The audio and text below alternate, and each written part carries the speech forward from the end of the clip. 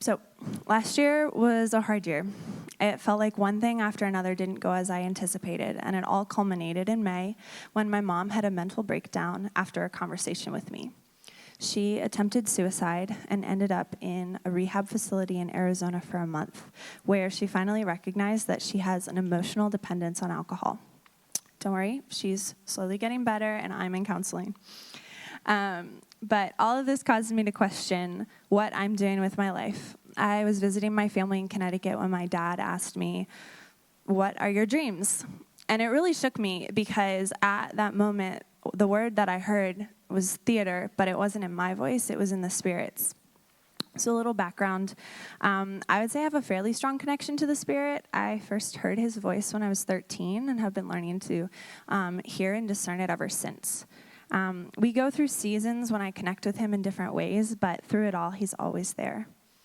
When I first heard this word, theater, I immediately began trying to fill in the blanks. I started trying to create a context around it, treating it like a puzzle to be solved. And my solution to that word from God was, oh, you're supposed to do theater professionally. And that makes sense that was the context I created because I was coming from a tough season, and oftentimes when we go through hard times, we just want to run away from it all. So I started exploring what theater professionally would look like. And as I began to walk through it, I continued to lay it before God and ask him for guidance. And after a while, I slowly began to let my spiritual advisors in and ask for their discernment.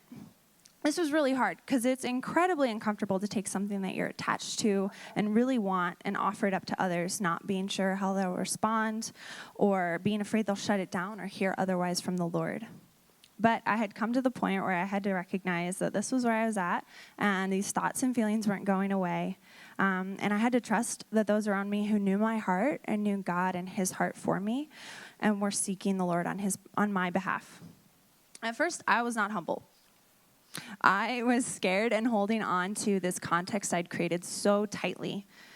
And when I first shared, it was, this is what I am hearing. But then the Lord pointed out my pride, and my language shifted to, I think I'm hearing this, and I want your help to discern it.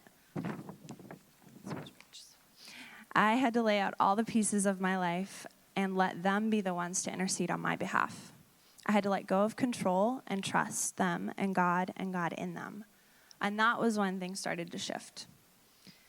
I had been feeling so much tension in my soul, but I couldn't discern what it was from. I kept justifying it with other things and not recognizing that distress is not a byproduct of the Spirit, but is something that the evil one uses.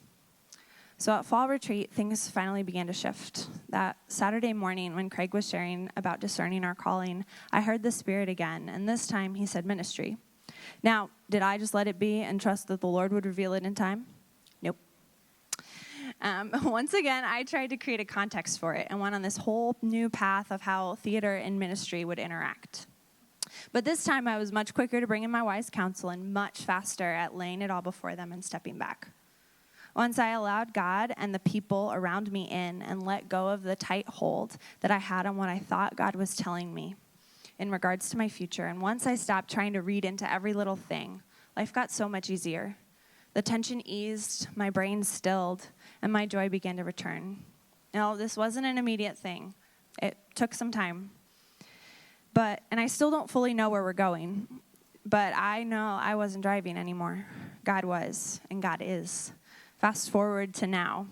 We aren't done learning what God means when he says theater and ministry, but I have a couple of glimpses into the incredible beauty and creativity of God and his plans that I want to share with you guys. So currently there are 4 people from my theater group who come to church regularly, and 3 more who are on the fringes. I have gospel conversations almost any time I'm with the people from my theater community. I get to use my skills and experience from theater, both being on stage and backstage, as a VT1 advisor. And here at NLCF, I'm finding more and more opportunities to bring creativity and the arts into different spaces. I'm able to connect conversationally with people in just so many people just by talking about dancing or singing or theater. And I'm able to use my love for all of these things and blend them together to create and share a fuller picture of Christ's work in me and highlight God's glory and his creation. I know I'm still missing things when it comes to understanding God's plan for theater and ministry in my life, but the way I approach things feels so much different and so much more free without pressure and expectation because God's got me. We are present in this moment, and he asks me to choose him, to put him first in my day, to make him the foundation upon which everything else is built, to be patient and to wait, to listen to those around me and trust the Spirit in them, to trust God above all else and to choose him above all else. My name is Anna Gibbs, and that is my snapshot.